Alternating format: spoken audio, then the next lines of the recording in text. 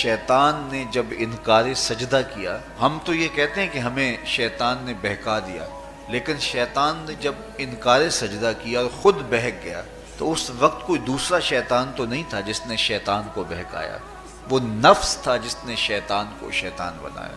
اس نے اندر سے کہا انا خیر منہ، میں بہتر ہوں۔ تو شیطان کو شیطان بنانے والا نفس ہے، تو نفس شیطان سے بھی بڑا دشمن ہے۔ تو ہمارے ساتھ نفس بھی لگا ہوا ہے، ہمارے پیچھے شیطان بھی لگا ہوا ہے۔ شیطان بھی بڑا مکار دشمن ہے، چھوٹا دشمن یہ بھی نہیں ہے۔ اب ہمارے دو دشمن تھے، ایک نفس اور دوسرا شیطان۔ جب ماہ سیام آیا ایک دشمن باندھ دیا گیا، اب ہمارا مقابلہ صرف نفس سے ہے، اور یہ نفس شیطان سے بھی بڑا دشمن ہے۔ ماہ سیام میں شیطان تو بند گیا لیکن نفس نہیں بندھا۔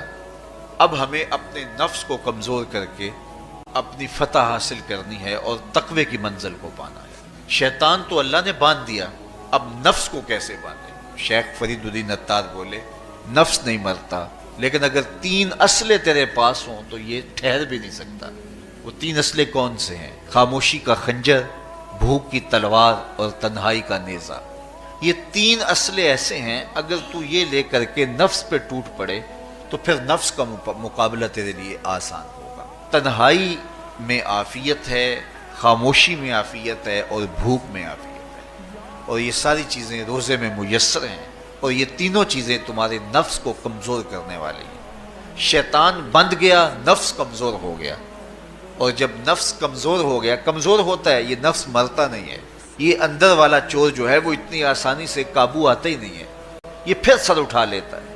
تو نفس بہت ظالم ہے اور ساری زندگی اس سے لڑتے ہوئے گزرتی ہے، لیکن جب کمزور ہو جائے تو پھر یہ شیطان کو موقع نہیں دیتا ہے۔ لیکن اگر ماہ سیام میں ہمارا کمزور نہ ہوا، صرف ہم نے بھوک ہی کاٹی اور باقی اپنے معمولات وہی رکھے، تو میرے حضور نے فرمایا جس نے جھوٹ اور برے کام نہیں چھوڑے اس کے بھوکا اور پیاسا رہنے کی اللہ کو کوئی ضرورت نہیں۔